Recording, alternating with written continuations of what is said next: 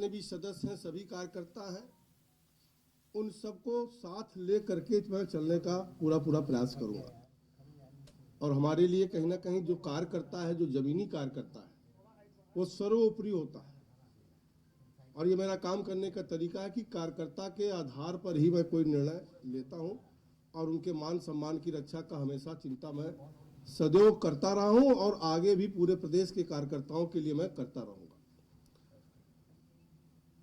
साथियों, अभी हमारा जो कार्यक्रम चल रहा है, जो 3 अभियान चल रहा है, उसमें एक तो अटल शताब्दी समारोह चल रहा है जो 25 दिसंबर को होगा और 25 दिसंबर को अटल जी का जन्म दिवस मनाया जाएगा। 24 तारीख को उनसे संबंधित स्थलों पर स्वच्छता की जाएगी, दीप प्रज्वलित किया जाएगा। दूसरा हमारा और 25 से 31 तक सुशासन दिवस के रूप में, क्योंकि अटल जी ने एक सुशासन जो कायम किया था, चाहे अपने समय में उन्होंने आम गरीब के लिए सब्सिडाइज राशन की व्यवस्था किया था, केसीसी कार्ड का निर्माण किया था, गांव में भी सड़क हो, प्रधान स्वर्णिम चतुर्भुज योजना के माध्यम से उस समय जो उन्होंने शुरुआत किया, तत्कालीन प्रधानमंत्री हमारे इसको और आगे बढ़ाने का काम कर रहे हैं कि आज पूरे देश में 4 लेन हो, 6 लेन हो, एक्सप्रेस वे हो, उसका जाल बिछाया जा रहा है। ऐसा 25 से 31 दिसंबर तक सभी विधानसभाओं में अटल स्मृति सम्मेलन कराने की भी योजना हमारी पार्टी की है, उसको भी हम लोग कराएंगे। और 25 दिसंबर को ही यशस्वी प्रधानमंत्री नरेंद्र मोदी जी जा रहे हैं, जो कि राष्ट्रप्रेरणा स्थल बना हुआ है, जिसमें हमारे महापुरुषों की एक पूरा एक मूर्ति खड़ा है, 65 फुट की मूर्ति है, श्यामा प्रसाद मुखर्जी की, दीनदयाल जी की और अटल जी की मूर्ति है। उसका भी उद्घाटन होगा और एक बड़ी सभा को संबोधन 25 तारीख को माननीय प्रधानमंत्री जी करने वाले हैं। दूसरा हमारा जो योजना चल रही है, जो कार्यक्रम चल रहा है, वो वीर बाल दिवस का। वीर बाल दिवस 26 तारीख को, जो 2022 में गुरु नानक जयंती के दिन प्रधानमंत्री जी ने घोषणा किया था, जो उनकी सोच है कि वीर बाल दिवस जो हमारे साहबजादे जोरावर सिंह और बाबा फतेह सिंह ने बलि अपना शहादत दिया था, उसको समाज के निचले स्तर तक, अपने नौजवान बच्चों तक कैसे पहुंचाया जाए, उसके लिए हमारा एक 26 तारीख से वो कार्यक्रम चलेगा, जिसमें जिला स्तर पर सभाएं होंगी और विद्यालयों में कार्यक्रम कि जो विद्यालय में बच्चे एकत्रीकरण करते हैं, वहाँ पर उन बच्चों के बीच में जाकर के वीर बालकों के बारे में बताना, ताकि हमारे समाज में एक नया दिशा उसमें डेवलप हो। और तीसरा जो इम्पोर्टेंट चल रहा है कि SIR का कार्यक्रम चल रहा है। SIR के कार्यक्रम में संविधान के तहत चुनाव आयोग उसको करा रहा है, लेकिन हम लोग भी राजनीतिक दल के कार्यकर्ता होने के नाते कि जो कार्यक्रम वहाँ हो रहा है उसमें हमारा कोई व्यक्ति, किसी का नाम छूटने ना पाए, कोई गलत आदमी का नाम जुटने ना पाए, और जो मृत व्यक्ति हैं उनका नाम उसमें से हटाने का जो काम चल रहा, उस पर भी हमारे कार्यकर्ता लगे हुए हैं कि उनका हम चुनाव आयोग का सहयोग करें और एक हमारा राजनीतिक कार्य है उसको पूरा करें। साथ ही साथ मैं पुनः कहना चाहता हूं कि मैं सबको लेकर के और आप सबसे निवेदन भी करना चाहता हूं कि चूंकि आप लोग चौथे स्तंभ हैं लोकतंत्र के, और लोकतंत्र के स्तंभ में मेरा निवेदन आप लोग से भी रहेगा कि मैं बहुत दंड फंद वाला नेता नहीं हूं, लेकिन जो हमारे संगठन का कार्य हो, जो हमारे सरकार का योजना हो, वो जो पॉजिटिव चीज़ें हैं उसको आप लोग निश्चित तौर से कवर करेंगे, उसको प्रसारित करेंगे। यही निवेदन करते हुए मैं अपनी बात समाप्त करता हूँ।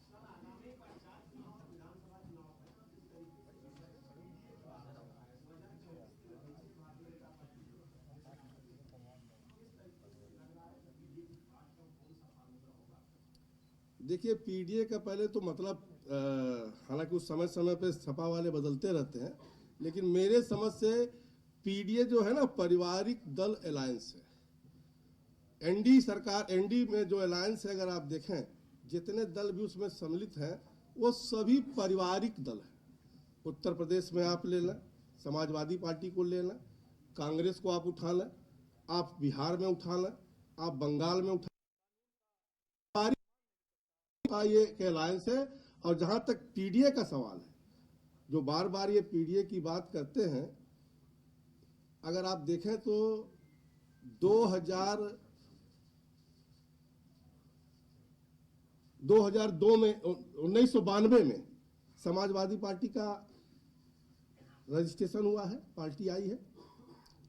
और अगर 1984 कल्याण सिंह को हमारी दल ने नेता विरोधी दल बनाने का काम किया था और 91 में कल्याण सिंह को मुख्यमंत्री बनाने का काम किया था।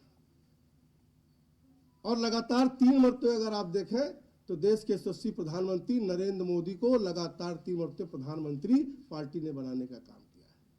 और 2012 में जब फिर नया मुख्यमंत्री चुनने का अवसर आया तो अखिलेश यादव को मुख्यमंत्री बनाया गया, जबकि उस समय आजम खां उनसे वरिष्ठ नेता थे, लेकिन उनको पीडीए नहीं बनाया गया।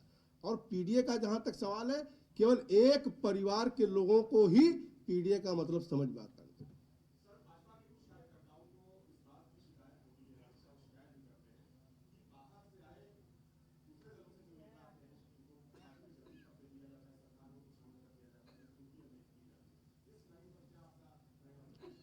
देखिए, पार्टी को विभिन्न प्रकार का निर्णय लेना पड़ता है, आवश्यकता के अनुसार निर्णय लेना पड़ता है, लेकिन भारतीय जनता पार्टी में अधिकतर अगर देखें तो भारतीय जनता पार्टी के कार्यकर्ताओं को ही सम्मान दिया जाता है। और मुझ जैसे छोटे कार्यकर्ताओं का इतना बड़े प्रदेश का अध्यक्ष भी पार्टी ने बनाया है।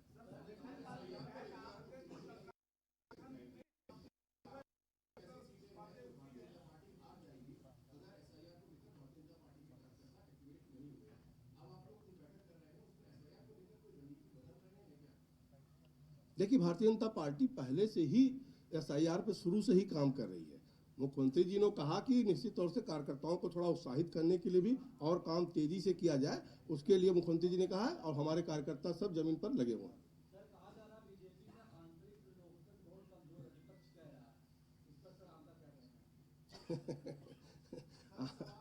अगर लोकतंत्र किसी दल में है तो वो भारतीय जनता पार्टी में ही है।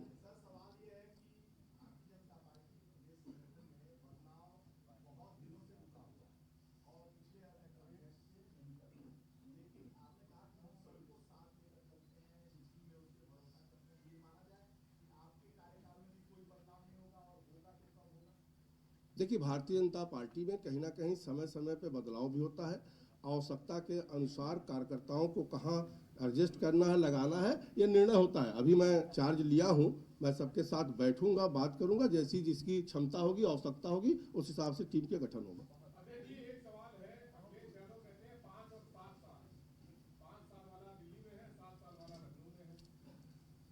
यही तो मेरे दल की खूबसूरती है भाइयों, कि भारतीय जनता पार्टी में ही ऐसा हो सकता है कि जिसकी जहां आवश्यकता हो पार्टी उसको इस्तेमाल करती है। हमारी आवश्यकता उत्तर प्रदेश में थी, हमें उत्तर प्रदेश का चार्ज मिला। राष्ट्रीय स्तर की आवश्यकता देश में थी, वहां उनको चार्ज मिला। लेकिन मैं आपसे पूछना चाहता हूं कि अगर भारतीय जनता पार्टी को छोड़ करके जो दूसरे दल के लोग हैं, कांग्रेस के लोग हैं या सपा के लोग हों, अगर मुझे यहाँ पर किसी को अध्यक्ष बनना हो तो मुझे लगता है कि उनको पुनर्जन्म लेना पड़ेगा, उनके खानदान में फिर से जन्म लेना पड़ेगा।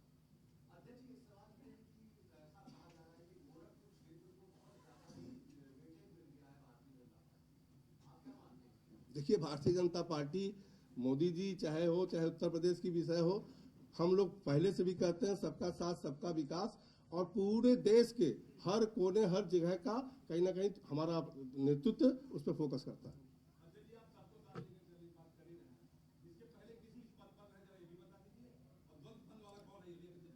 ये सब तो आपको पता है कि मैंने सभासद रहा हूं, मैं डिप्टी मेयर रहा हूं, मैं सांसद रहा हूं, राज्य मंत्री हूं, प्रदेश कार्य समिति का सदस्य हूं।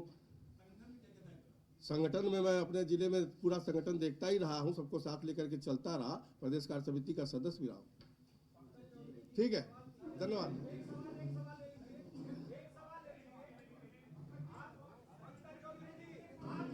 आप सभी का बहुत बहुत धन्यवाद।